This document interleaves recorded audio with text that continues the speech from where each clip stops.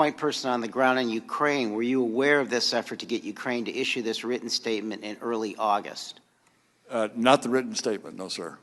So the entire discussion about a public statement about the two investigations President Trump wanted was done in what you have described as an irregular channel involving Ambassadors Sondland and Volker, and they tasked to take on Ukraine policy by the President. Isn't that correct, Mr. Kent?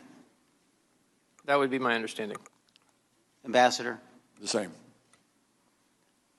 And if, I guess to close, primer on hearsay, I think the American public needs to be reminded that countless people have been convicted on hearsay because the courts have routinely allowed and created needed exceptions to hearsay. Hearsay can be much better evidence than direct, as we have learned in painful instances, and it's certainly valid in this instance. Well, the gentleman yield because none of those exceptions would apply to this testimony.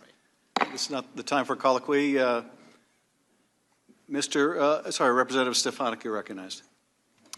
Thank you. For the millions of Americans viewing today, the two most important facts are the following. Number one, Ukraine received the aid. Number two, there was in fact no investigation into Biden.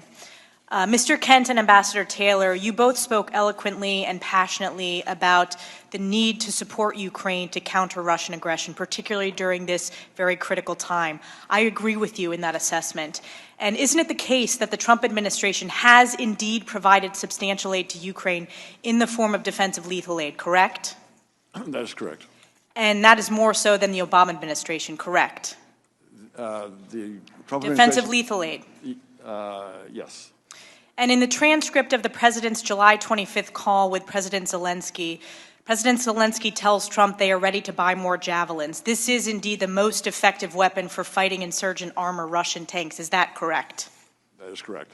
And those javelins were not made available to Ukraine under the Obama administration?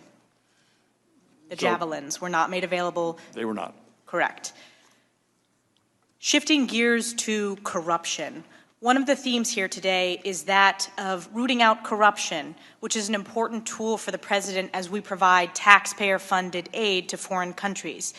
Mr. Kent, you would characterize Ukraine as having long-standing corruption issues, correct? I did.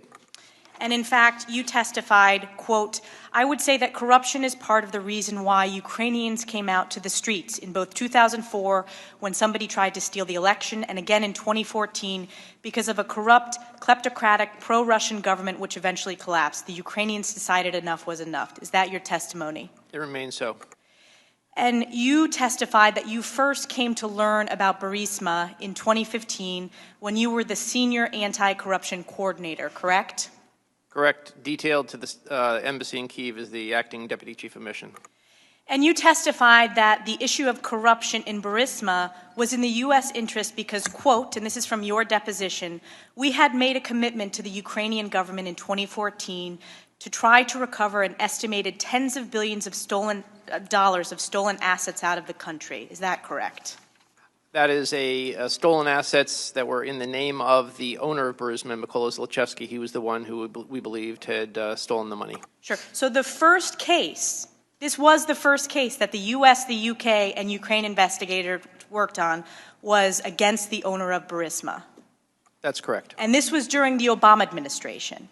That's correct. So for the millions of Americans viewing, the first investigation against the owner of Burisma was under President Obama's administration. That's correct. You testified also, quote, we spent roughly $500,000 of State Department money in support of the FBI and this investigation to build capacity and track down stolen assets, end quote. Is that correct? That's correct. It was launched in May 2014 by the Attorney General of the U.S. and U.K. In conjunction with the World Bank. And in fact, by 2016, you were so concerned about corruption questions related to Burisma that when there was an effort by Burisma to sponsor an essay contest with USAID, you asked USAID to stop it. That's correct. And you testified that it was because, quote, Burisma had a poor reputation in the business and that you didn't think it was appropriate for the U.S. government to be co-sponsoring something with a company that had a bad reputation. Correct? You are also aware, and you testified today, that Hunter Biden served on the board of Burisma. Correct. And you also testified that you were indeed concerned about the appearance of conflict of interest. That's correct. And broadly, this is very important, you testified in your deposition that when the State Department evaluates foreign assistance, it is appropriate for them to look at levels of corruption in countries. That's correct. And lastly, you also testified that, and this is your quote, issues of corruption have been part of high-level dialogue between U.S. leaders and Ukrainian leaders, regardless of who is the U.S. leader and who is the Ukrainian leader, and that is a normal issue of diplomatic discussion at the highest level, end quote. Is that correct? That's correct. I will yield 30 seconds. You know what? I will yield back after that. Thank you. Mr. Swalwell. Both of you have testified that you are not direct witnesses who've spoken with President Trump. However, you are witnesses to a shakedown scheme that others participated in who spoke with President Trump. However, Ambassador Bolton and Mick Mulvaney both spoke directly to President Trump, and unlike you, they have refused to honor our request for them to be a part of these proceedings. Nonetheless, we do know how Acting Chief of Staff Mick Mulvaney feels about aid because on October 17, at a press conference, he discussed the hold on security assistance for Ukraine. Ambassador Taylor, I'd like you to listen to what he said.